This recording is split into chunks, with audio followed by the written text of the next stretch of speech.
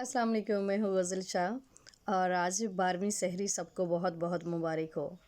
اور آج کا ہمارا جو سوال آیا ہے وہ یہ ہے کہ ماہ رمضان میں تو ابھی بچت ہوئی ہے، لیکن ماہ رمضان سے ہٹ کے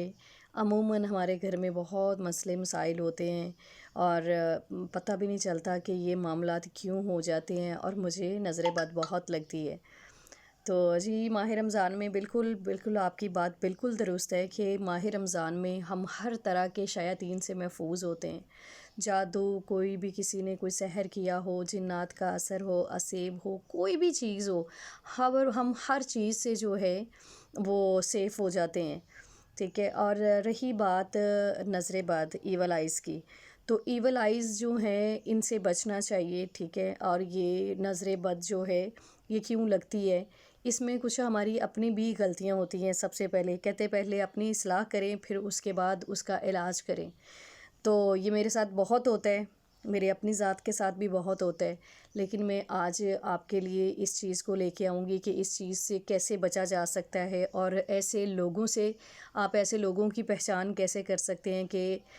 یہ نظر بد ان کے یہ حاسد ہے، کیونکہ 3 طرح کے لوگوں کی جو ہے نظر آپ کو لگتی ہے۔ اس میں کچھ لوگ ہوتے ہیں کہ جن کے پاس کمی ہوتی ہے جس چیز کی، آپ کے پاس کوئی ایسی چیز ہے جو کسی ایسے بندے کے، جو کچھ لوگ ایسے ہوتے ہیں ان کے پاس وہ چیزیں نہیں ہوتی، تو ظاہری بات ہے جب کسی کے پاس کمی ہوگی تو وہ آپ کے پاس دیکھ کے اس کو جو ہے وہ ہوگا کہ بھئی اس کے پاس ہے، میرے پاس نہیں ہے، تو وہ اس چیز کو، کچھ لوگوں کے پاس کچھ وافر بھی چیزیں ہوتی ہیں تو اس سے نظر بد جو ہے لگ جاتی ہے۔ دوسرے جو لوگ ہوتے ہیں اس میں کچھ لوگ ایسے ہوتے ہیں کہ جو پیار کی نظر لگا دیتے ہیں کہ بس بہت خوبصورت لگ رہا ہے۔ بعض دفعہ ہمیں اپنی بھی نظر لگ جاتی ہے، ماں باپ کی لگ جاتی ہے، بہن بھائیوں کی، دوستوں کی، کہ پیار سے دیکھ رہے ہوتے ہیں کہ کتنی پیاری لگ رہی ہے، کتنا پیارا لگ رہا ہے، یا کچھ اس طرح کر کے وہ بھی نظر لگ جاتی ہے۔ تو اس لیے جو ہے جو دعائیں ہیں نظر بد سے بچنے کے لیے وہ لازمی پڑھنا چاہیے، ٹھیک ہے۔ اور جب کسی کو آپ دیکھو تو ماشاءاللہ لا حول ولا قوت الا باللہ پڑھا کریں، ٹھیک ہے۔ اور کچھ ایک نظر تیسری نظر جو ہوتی ہے وہ حاسد جو ہوتے ہیں نا، حاسدین کی نظر ہوتی ہے، جو حسد کرنے والے لوگ ہوتے ہیں، جن کو آپ برداشت نہیں ہوتے، وہ لوگ آپ کی تاڑ میں ہوتے ہیں اور وہ آپ کو دیکھ رہے ہوتے ہیں۔ اب ایسے لوگوں کی پہچان آپ کیسے کر سکتے ہیں؟ مشکل بالکل بھی نہیں ہے، بہت آسان ہے، ٹھیک ہے۔ جیسے آپ کو کوئی پیار، ہمیں جب پیار کسی سے ہوتا ہے یا ہم کسی کو پیار کی نظر سے دیکھتے ہیں تو آنکھوں سے ہی پتہ چلتا ہے کہ ہم کتنی خوبصورتی سے ان کو دیکھ رہے ہوتے ہیں، بڑی محبت کی نگاہ سے دیکھ رہے ہوتے ہیں، تو وہ کیسے پتہ چلتا ہے کہ ہماری آنکھیں ان کو دیکھ رہی ہوتی ہیں، ٹھیک ہے، اور ہمیں ان کی آنکھوں سے پیار چھلکتا ہوا نظر آتا ہے۔ اسی طرح جب ایول آئیز جو ہوتی ہے، نظر بد جس کو کہتے ہیں، جو کسی کو لے ڈوبتی ہے، کسی کی زندگی کو تباہ و برباد، ہستہ بستہ گھر اجاڑ سکتی ہے، کاروبار برباد کر سکتی ہے، آپ کی زندگی کو عذاب میں مبتلا کر سکتی ہے، شاید اتنا جادو کا بھی اثر نہ ہوتا ہو جتنا نظر بد کا ہوتا ہے، تو وہ بھی آنکھوں سے آپ کو پتہ لگ جائے گا کہ کوئی شخص آپ کے پاس میٹھا، بظاہر تو بہت میٹھا ہے، لیکن آپ اس زیادہ تر اپنے پاس بیٹھنے اٹھنے والے لوگوں کی نظروں پہ دھیان رکھا کریں۔ کوشش کیا کریں کہ جب آپ بات کر رہے ہوں تو دوسرے لوگوں کی آنکھوں میں دیکھا کریں کہ وہ آپ کو کس نظریے سے دیکھ رہے ہیں،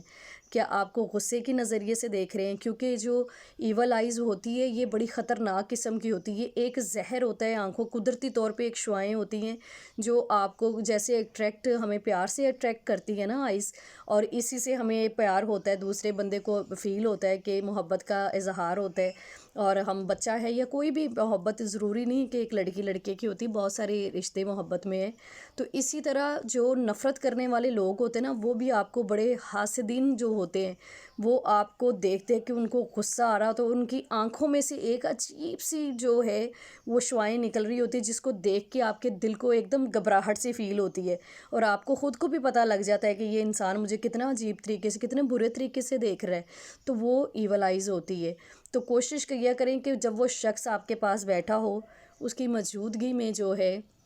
سورۃ فلق اور سورۃ ناس ایک ایک بار پڑھ کے پھونک لیں۔ اگر آپ صبح و شام آپ بہت زیادہ آپ کو نظر بد لگ چکی ہوئی ہے تو 7 بار صبح فلق جو ہے سورۃ فلق اور سورۃ ناس 7 بار پڑھنی ہے، اور شام مغرب کی نماز کے بعد بھی آپ نے یہ دونوں صورتیں 7 بار پڑھ کے اپنے ہاتھوں پہ دم کرنے، اپنے پورے جسم پر آپ نے پھیرنے ہاتھ، آپ کے سر ہے، بال ہیں، پوری باڈی پہ آپ نے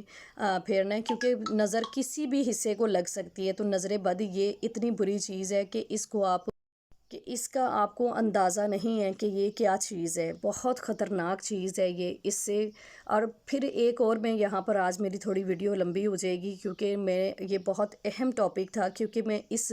عذاب سے گزر چکی ہوئی ہوں اور گزرتی بھی ہوں۔ لیکن یہ ہے کہ پہلے سے آپ بلیو کریں گے کہ میں بہت حد تک مجھے جو ہے افاقہ ہو چکا اور میں بچ رہی ہوں۔ وہ یہ ہوتا ہے کہ آپ کوشش کریں کہ جب آپ کوئی بزنس کر رہے ہیں یا کاروبار کر رہے ہیں یا رشتہ داری ہے یا کچھ ایسے معاملات ہیں، تو آپ اپنے آپ کو تھوڑا سا کنٹرول میں رکھیں،